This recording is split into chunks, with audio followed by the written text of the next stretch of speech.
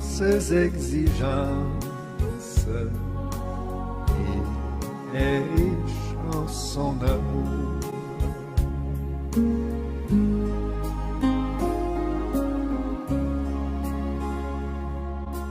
Quel ami fidèle et tendre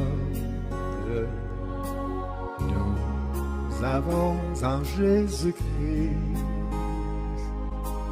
toujours prêt à nous comprendre, car nous sommes en souci. Disons-lui toutes nos craintes, ouvrons-lui tout notre cœur. Bientôt ces paroles saintes nous rendront le vrai bonheur.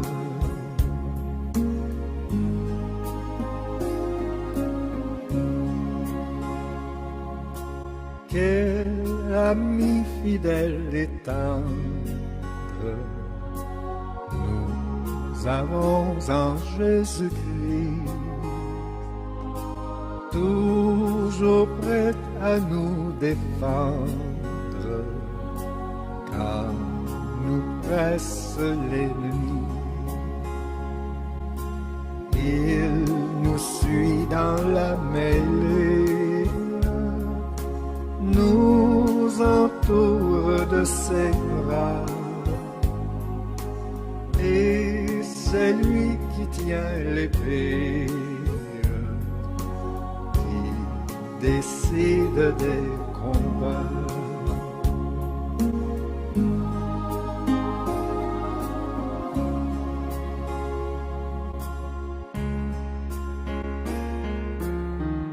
Quel ami fidèle et tendre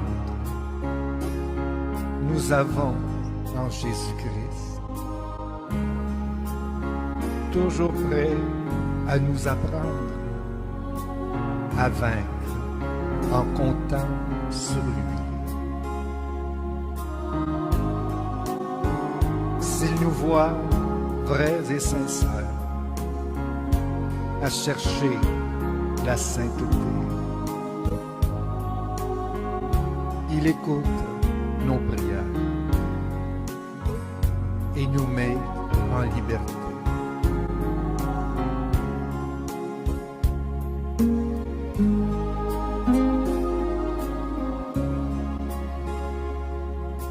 Quel ami fidèle et tendre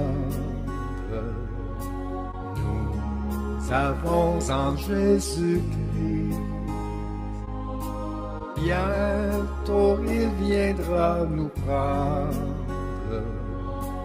pour être au ciel avec lui. Suivons donc l'étroite voie en comptant sur son secours. Bientôt nous aurons la joie de vivre avec lui toujours.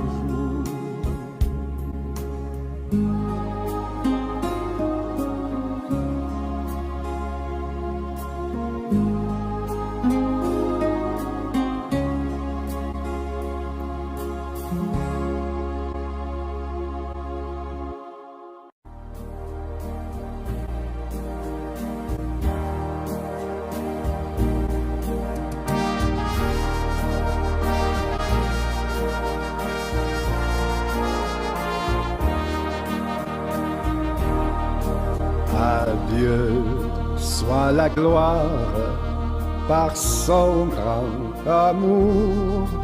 Dans mon âme noire s'est levé le jour. Jésus à ma place mourut sur la croix. Il m'offre sa grâce et je la reçois. Gloire à Dieu, gloire à Dieu, terre écoute sa voix. Gloire à Dieu, gloire à Dieu, monde réjouis-toi. Oh, revenez au Père, Jésus est vainqueur, que toute la terre chante en son honneur.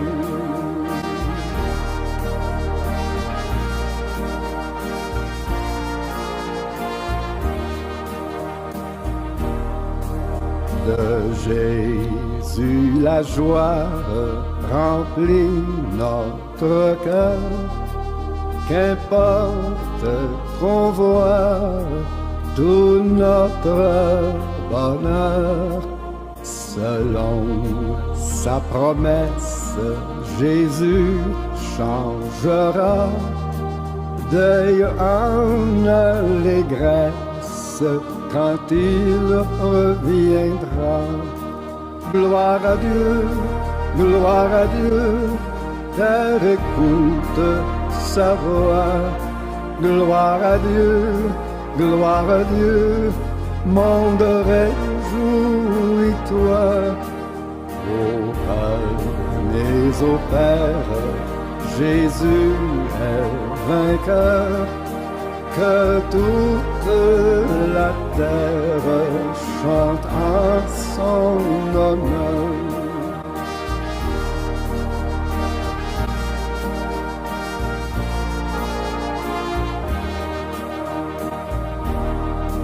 Céleste patrie, mon cœur pense à toi, là mon âme unie à Jésus son roi, bénira sans cesse le grand Dieu sauveur, qui dans sa tendresse sauve le pécheur. Gloire à Dieu, terre écoute sa voix. Gloire à Dieu, monde réjouis-toi. Oh, venez au Père, Jésus est vainqueur, que toute la terre chante en son honneur.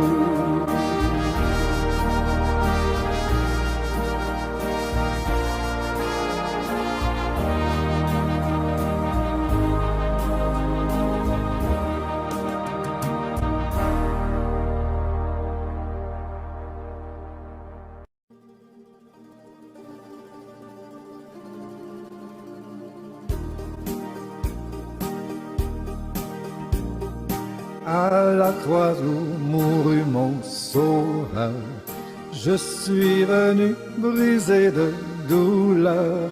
Là, son sang purifia mon cœur. À son nom la gloire, à son nom la gloire, à son nom la gloire. Là, son sang purifia mon cœur, à son nom la gloire.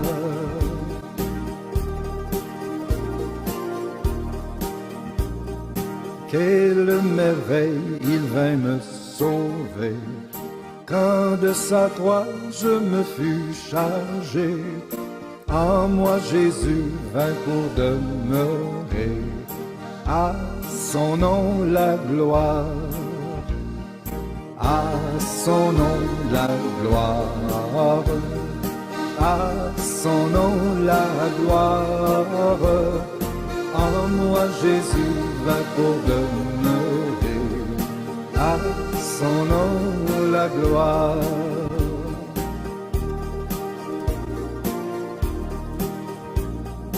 Ô fontaine effaçant le péché, donnant la vie au cœur desséché, là Jésus me retient attaché, à son nom la gloire, à son nom la gloire, à son nom la gloire.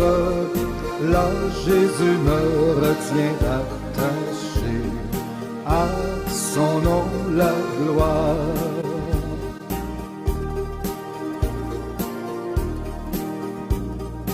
Pauvre âme vient au pied du Sauveur, à la source ouverte à tout pécheur. Viens-tu plonger, trouver le bonheur, à son nom la gloire, à son nom la gloire, à son nom la gloire. Viens-tu plonger, trouver le bonheur, à son nom la gloire, à son nom la gloire, à son nom la gloire. Viens-tu plonger, trouver le bonheur, à son nom la gloire.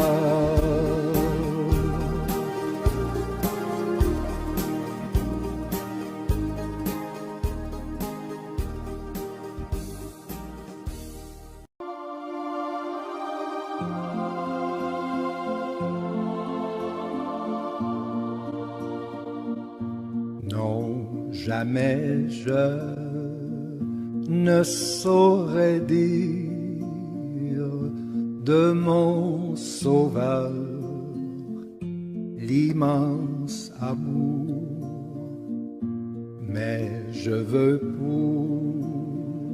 pourtant vous redire que mon cœur l'aime sans retour. Poussé par son amour sublime,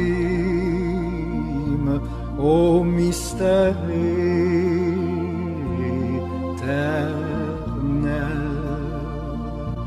il est mort pour laver mon crime et me conduire au amour divin, grâce infinie, Jésus m'a pardonné.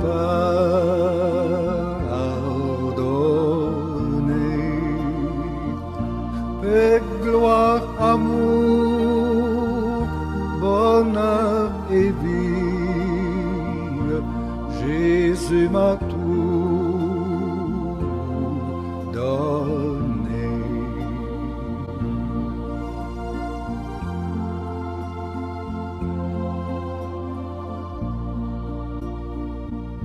Ici-bas tout finit, tout passe, famille, amis, bonheur, printemps,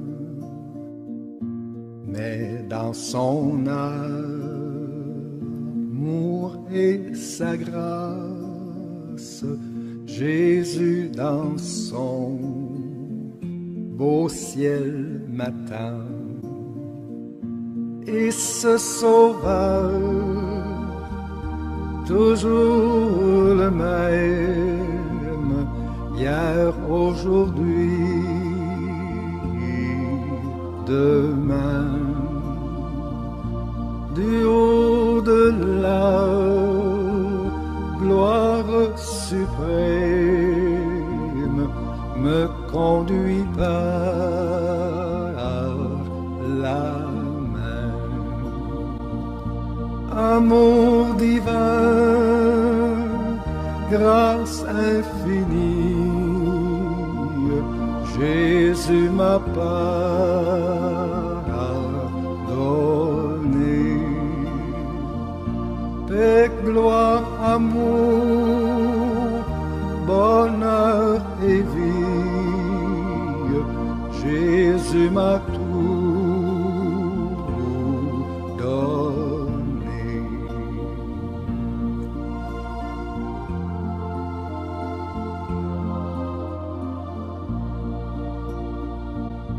désirant laver ta souillure, Jésus de son côté percé laisse jaillir une onde pure qui passe et tout est effacé. Viens donc à la source bénie, oui, viens pauvre pécheur, et la boira l'entrée, la vie, la grâce et le bonheur. Amour divin, grâce infinie, Jésus m'a pardonné.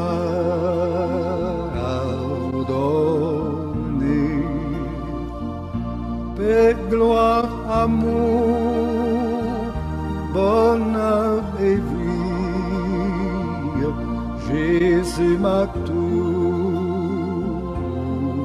donné.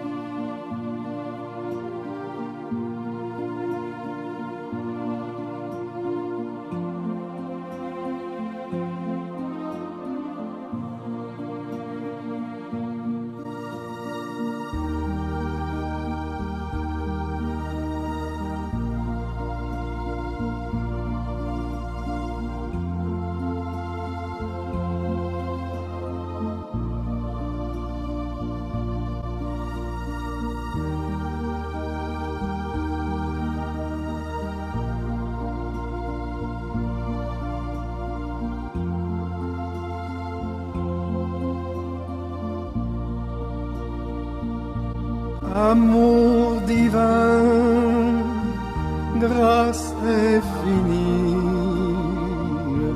Jésus m'a pardonné.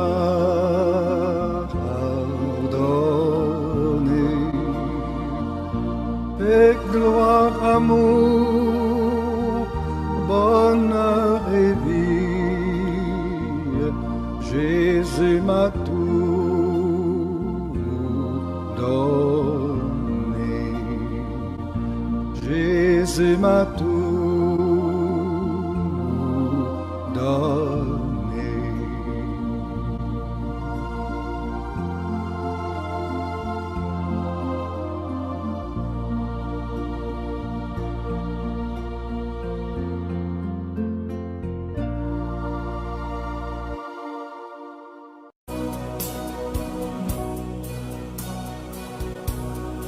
Jésus est mien.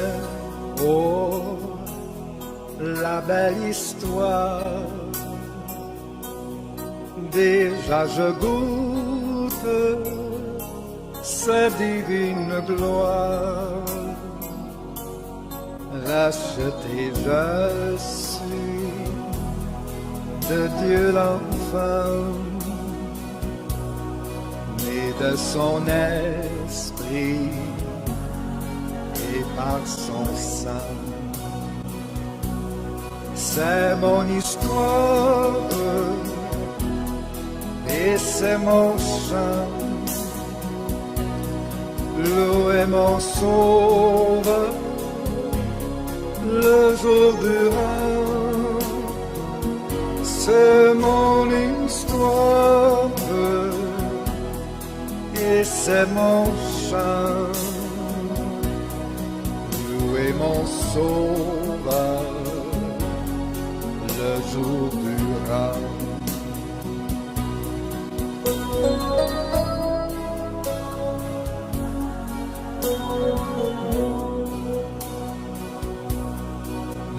maintenant à moi, Dieu se révèle. Je vois des anges, vision si belle, descendant des mains, portant d'en haut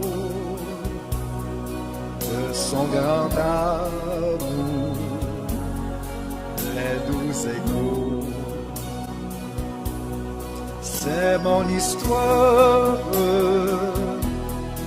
et c'est mon chant. Louez mon sauveur le jour durant.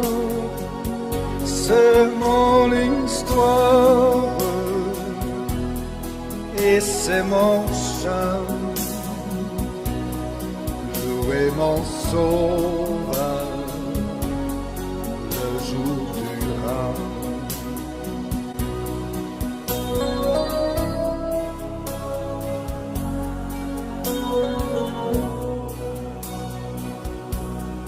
Depuis j'ai trouvé le vrai repos,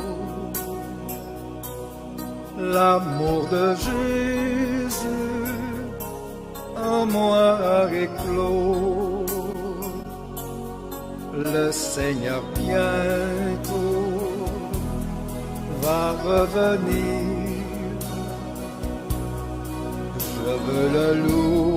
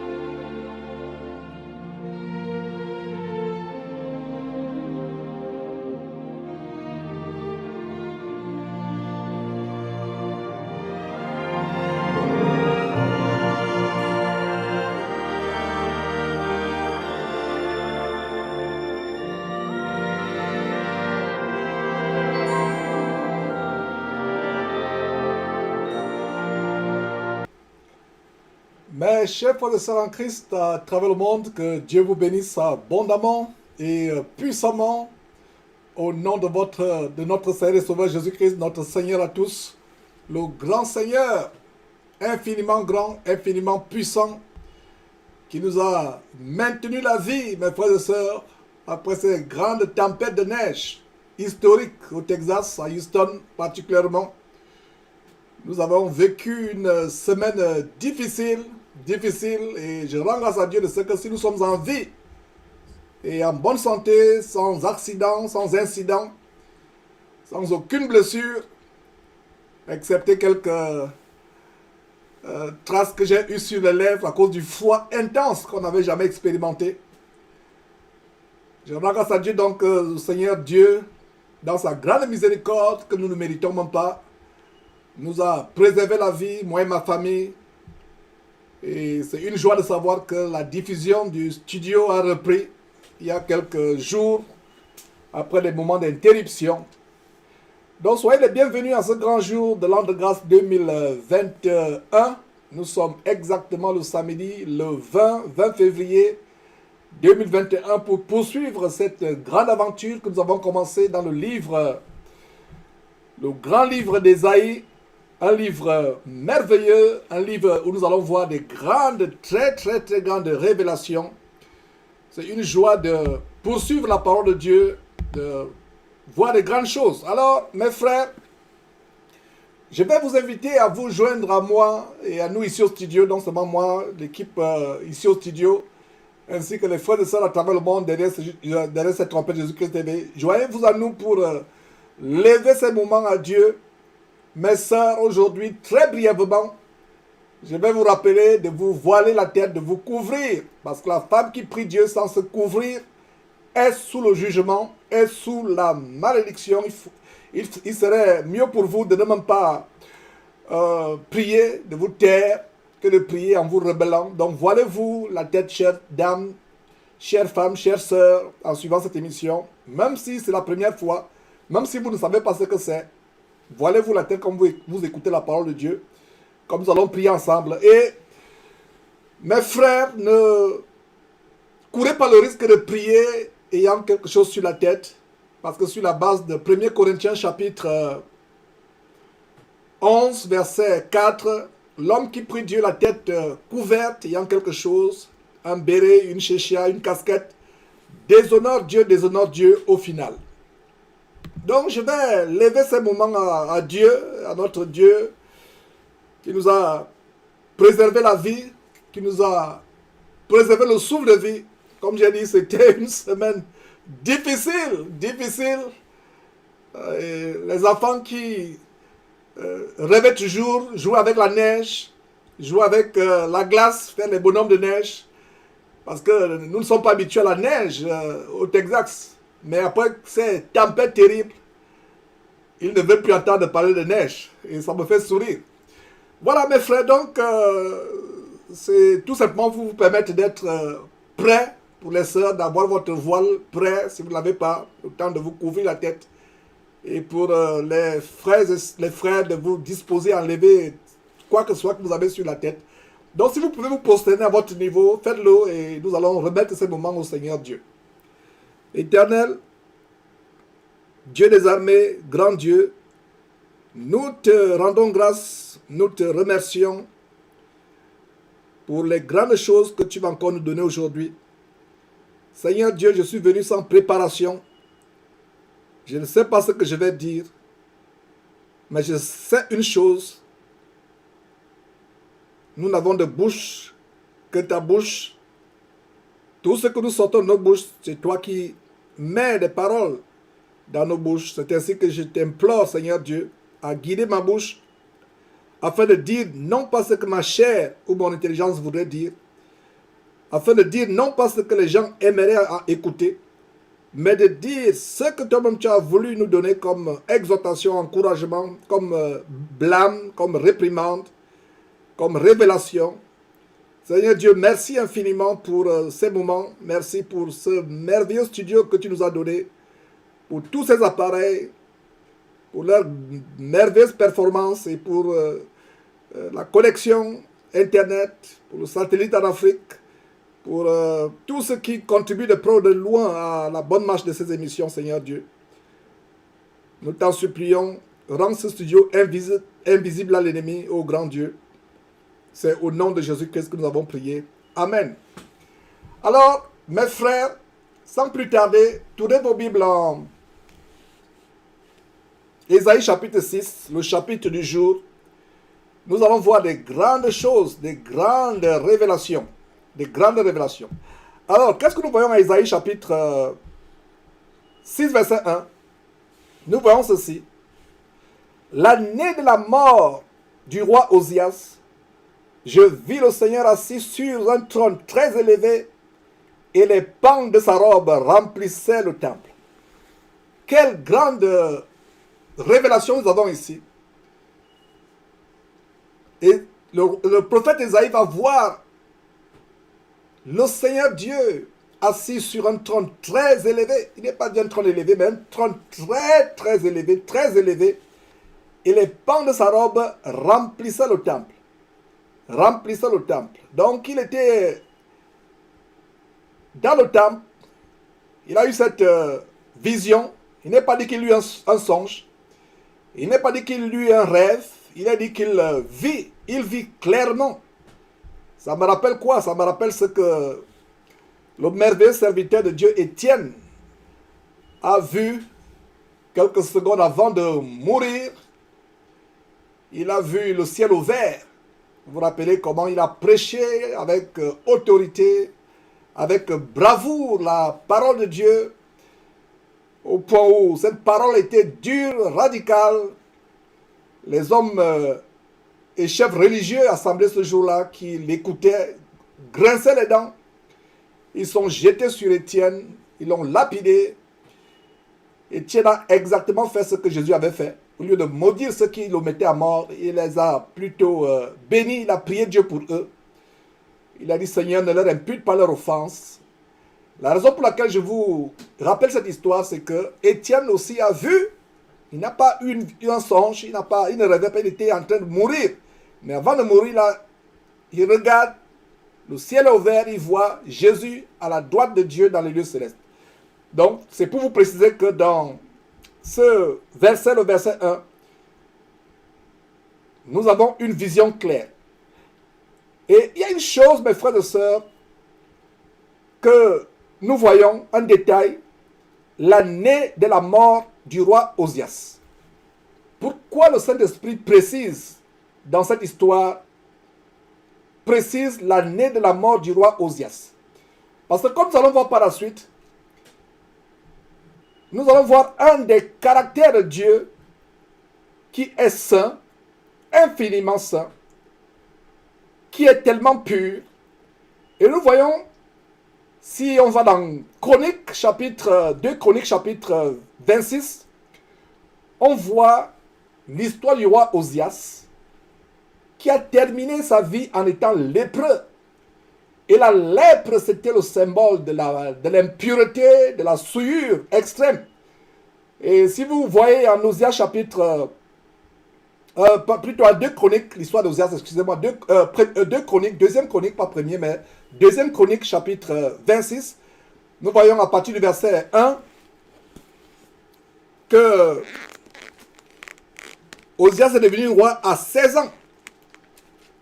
Il a remplacé, il a succédé au trône de son père, Abathia. Il avait 16 ans.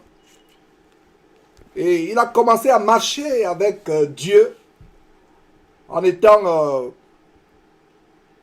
intègre, un enfant qui est devenu roi.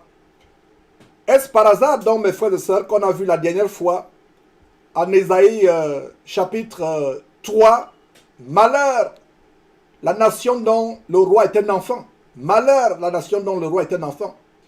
Donc voilà un enfant qui est devenu roi. Et la raison pour laquelle j'ouvre cette parenthèse, il n'y a pas de hasard. Ésaïe a la révélation à l'année où ce roi Osias meurt. Il est devenu roi à 16 ans. Et dans la vision d'Ésaïe, nous avons un détail de la sainteté de l'Éternel. L'Éternel qui est saint, qui est infiniment saint, qui est tellement saint. Et comparer la sainteté de l'Éternel, comme on va voir dans quelques instants dans ce chapitre 6, comparer la sainteté de l'Éternel à la lèpre. Aujourd'hui, mes frères et sœurs, quand l'Ancien Testament parle de lèpre, rappelez-vous par exemple l'histoire de Géasi, qui était le serviteur du grand prophète Élisée. Après le grand miracle de guérison de la lèpre du roi, du général d'armée, du chef de l'armée du roi de Syrie. Le général d'armée s'appelait Naaman. Il s'est trouvé que Naaman a eu la lèpre, qui est le symbole d'impureté. Dans l'Ancien Testament, c'était le symbole d'impureté. Mais quand nous lisons lèpre, nous dans le Nouveau Testament, nous voyons la lèpre sur le plan spirituel. Et cette lèpre se manifeste par le péché dans lequel on se vautre. Et comme je l'ai dit, le seul message que vous allez entendre de moi, ou de tout berger, ou de tout frère, de tout portier, de tout veilleur, de tout ancien, d'une église quelconque, quelque part, associé de près ou de loin à Jésus-Christ TV, c'est le message de la sanctification, de la délivrance du péché. Alors, nous voyons dans l'histoire du chef de l'armée de Syrie, le général Naaman, comment il a été frappé de lèpre. Et pour la petite histoire, Dieu l'a conduit vers Élisée. Il a été délivré de la lèpre. Et l'aide d'Élisée, s'appelant Géasi, qui avait le cœur cupide, lui-même a été frappé de lèpre. Et comment il a été frappé de lèpre? Le chef de l'armée de Syrie, après être guéri, purifié, délivré de la lèpre au pont, sa peau est devenue comme la peau d'un bébé, d'un nourrisson. Il avait prévu un petit trésor, un présent pour Élisée. Élisée a refusé cet argent. Élisée a dit, je ne recevrai de toi aucun présent, aucun trésor, afin que tu ne dises pas que la guérison de Dieu s'achète. Donc comparez Élisée avec les faux pasteurs aujourd'hui qui ont la marque de la flétrissure dont parle la parole de Dieu. En fait, cette marque de la flétrissure, c'est la lèpre de Géasi. Alors, Élisée a refusé cet argent. Et visiblement, le général d'armée du roi de Syrie, le chef d'armée Naaman, a été un peu frustré de ce que Élisée a refusé son don. Il a été guéri, il a donné une fortune. Élisée n'a rien demandé. Lui-même, il voulait être reconnaissant à l'homme de Dieu avec de l'argent.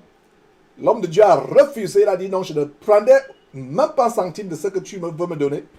Va en paix, retourne vers ton chef, le roi de Syrie. Je ne prendrai rien de toi parce que plus tard tu vas dire que le Dieu d'Israël m'a guéri et j'ai acheté ma guérison.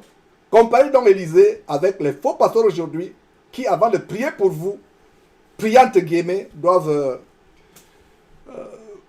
vous escroquer. Ils doivent prendre de l'argent de vous. Vous devez payer pour la prière.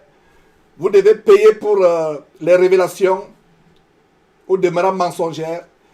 Vous devez payer pour les délivrances, pseudo-délivrances qui en réalité ne sont que l'administration d'autres démons encore. Vous devez tout payer. Et Élisée a refusé.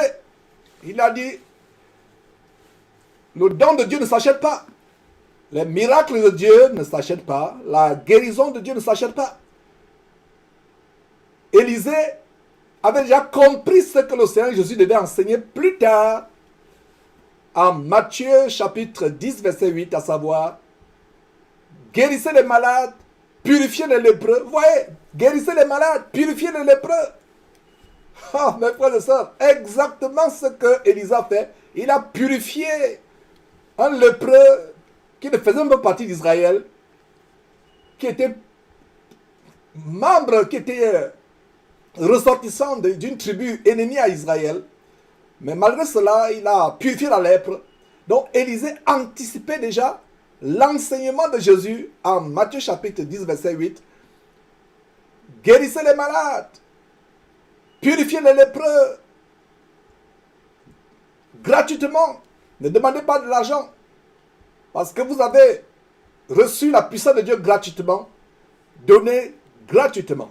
Donc si un faux pasteur, dimovore, dévoreur de dîmes et d'offrandes, voilà la signification de dimovore. Un dimovore, c'est quelqu'un qui vit aux dépens des dîmes et des offrandes. Il a un ventre paresseux, il ne travaille pas comme nous autres. Il veut vivre aux dépens des fidèles. Il a un ventre paresseux, il ne veut pas travailler. Alors qu'est-ce qui se passe? Le Seigneur Jésus a dit, vous avez reçu gratuitement, donné gratuitement. Et c'est ce que Élisée, des siècles avant Jésus-Christ, l'esprit en Élisée, l'esprit de Christ en Élisée, avant la venue de Jésus sur terre, l'esprit de Christ en Élisée, amenait Élisée à observer ce que Jésus, plus tard, des siècles plus tard, en venant faire son ministère sur terre, l'esprit en Élisée avait amené Élisée à comprendre Matthieu chapitre 10 verset 8, avant la venue de Jésus sur la terre, des siècles avant. Parlez-moi d'une révélation. Voilà une révélation. Guérissez les malades, purifiez les lépreux. Vous avez reçu gratuitement, donnez gratuitement. Donc Élisée purifie un lépreux syrien, le lépreux guéri, purifié, qui va être reconnaissant, lui apporte un petit trésor. Élisée refuse, dit non, il ne faut pas que tu ailles dire en Syrie que le Dieu d'Israël, pour qu'il te guérisse, il faut d'abord donner de l'argent. Je ne veux rien. Alors, Géasi, pas derrière, voyant que Élisée, son maître, avait refusé ce cadeau délibéré, volontaire, est allé par derrière inventer un mensonge grossier. Le père du mensonge, c'est Satan. Donc Satan est entré dans le cœur de Géasi pour aller fomenter un mensonge. Il est allé à la poursuite du général d'armée qui retournait en Syrie après sa guérison. Il a poursuivi. Il a stoppé son char. Il dit, hey, il y a un changement de circonstances ici. Il a inventé un mensonge en disant qu'il y a des jeunes qui sont venus, ils ont besoin de vêtements, ils ont besoin de ceci. Et il est allé, en regardant à gauche, à droite, pensant qu'il était seul. Il a poursuivi le général d'armée. Il lui a menti, un mensonge grossier, tout naïvement, de manière crédule. Le général